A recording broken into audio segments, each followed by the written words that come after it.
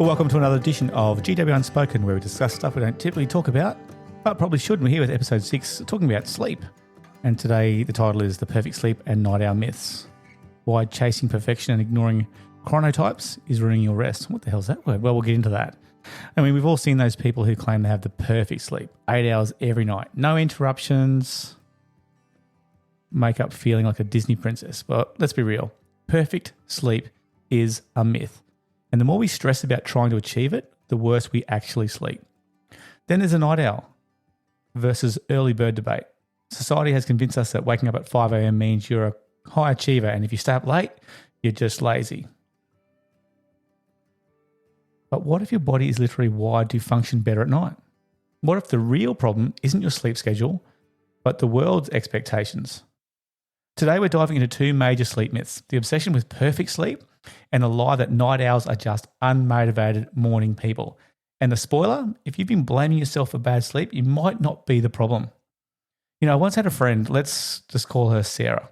Sarah's obsessed with getting the optimal sleep. I mean, she tracked her REM cycles, monitored her heart rate, wore 3 different sleep trackers and drank magnesium tea while listening to whale sounds. She did everything right except actually sleep.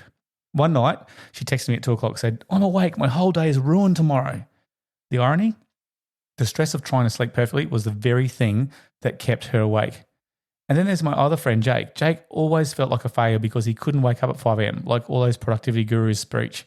But when he switched to a later sleep schedule that matched his body's natural rhythm, he was happier, more productive, and actually got better sleep. And he's not alone. Biological chronotypes, your natural tendency to be a morning person or night owl, are genetically wired. I wonder what yours is. Research shows that about 30% of people are true night owls and 40% are early risers. And I guess the other 30% are somewhere, in between. Yet society still acts like waking up early is a superior way to live. And this is the problem. There's lots of myths out there. Here's number one, the chase for perfect sleep. We live in a culture that glorifies perfect sleep. 8 uninterrupted hours, falling asleep instantly, waking up refreshed every day. But in reality, sleep isn't always neat. Sometimes you wake up at 3 o'clock for no reason. Sometimes you toss and turn, and guess what? That's normal. Sigh of relief, right? Here's the kicker. Stressing about not getting perfect sleep actually makes sleep worse. And when we overanalyze our rest, our brain shifts into fight or flight mode. And instead of winding down, we pump out our stress hormones like cortisol, making it harder to relax and fall back asleep. Has that been you? I know it's definitely been me several times and a lot recently. Here's another issue. All these sleep trackers in our smartwatches, they aren't perfect. Many of us wear them to bed, and studies now show that consumer sleep trackers can be up to 60% inaccurate. And that's when they measure your deep sleep. That means your tracker might be telling you you're sleeping terribly when actually you're fine. Now imagine how much that plays with your brain, especially if you are actually wanting to get your 8 hours of sleep every single night. Here's another myth. Myth number 2.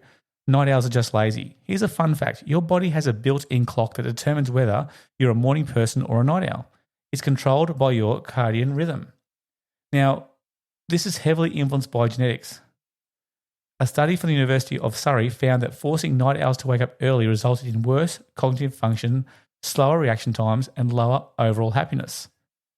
Another study from Harvard found that forcing yourself to wake up too early before your natural rhythm can increase stress and even lead to metabolic issues over time. So no, you're not lazy if you hate mornings. Your body just runs on a different schedule. So what's the real issue? The real issue is society is built for early risers.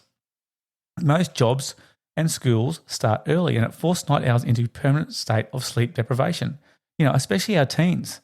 And it's not that they don't want to sleep early, it's that their bodies literally won't let them. So what's the solution? Here's number 1. Stop the sleep math. We've all done it. If I fall asleep now, I'll get exactly 6 hours and 42 minutes. But counting sleep hours often fuels anxiety. So instead of fixating on a number, shift your focus to how you feel the next day. Some nights you may get only 6 hours, but if you feel fine, that's the real thing that matters. Here's another solution number 2. Accept middle of the night wake-ups. Waking up during the night is normal. Historically, humans used to sleep in 2 phases with a period of wakefulness in between. So instead of panicking when you wake up, try this. Don't check the clock. Let your body relax naturally. And if you wake for a while, do something calming. So maybe some light reading with a dim light or some deep breathing, maybe some muscle relaxation. Do that instead of stressing. Here's another solution, number 3. Ditch the tracker obsession. Sleep trackers can be useful, but if you wake up feeling great and your watch says, hey, you slept badly, trust your body over your device. Remember, sleep trackers estimate data. They are not foolproof. Use them as guides and not gospel. And 4, embrace your chronotype. If you're naturally a night owl, stop trying to force yourself into a 5 a.m. schedule. Instead, work with your body. If possible, adjust your routine so you sleep and wake times match your body's natural rhythm. And if you go to work or school and it doesn't allow that flexibility, you can maybe have some gradual shifts in your bedtime. Maybe 15 minutes increments per week can help reset that rhythm for yourself without shocking your system. Here's another myth. Focus on your consistency, not perfection. Instead of chasing the perfect 8 hours, aim for a consistent schedule. We talked about this before, about having a schedule that's consistent, and your bedtime routine can actually help you grow into a better sleeper. So going to bed and waking up at the same time every day trains your rhythm, make it easier to fall asleep naturally. Here's the last one. Reframe your mindset on sleep. Instead of viewing sleep as a performance metric, treat it as an experience. Some nights will be better than others, but that's okay. By taking the pressure off yourself, you can allow yourself to actually have more sleep and make it happen naturally. So test yourself. Try some of those solutions, especially if you're a bad sleeper and you've got a high stressful job or you're stressing out for your school. See if those make a difference in your mindset. So here's some calls for actions. We talked about journal entry, so here's 3 for you now. Number 1, and again, I would love to persuade you to write these down. Again, writing them down does make a bigger difference. So number 1, reflect on a time when you stressed about sleep. Now, did that stress help or make it worse? And how can you reframe your thoughts next time? Number 2, do you rely on sleep trackers?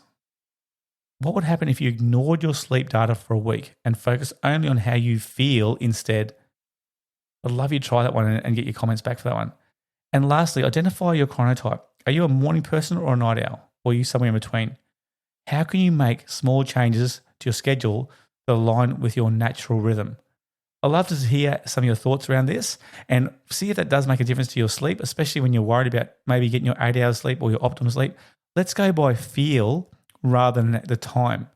And look, again, appreciate you tuning into this sleep episode number 6. And we look forward to number 7 when we talk about the ultimate sleep routine and maybe what the best sleepers do differently to help you get your natural sleep.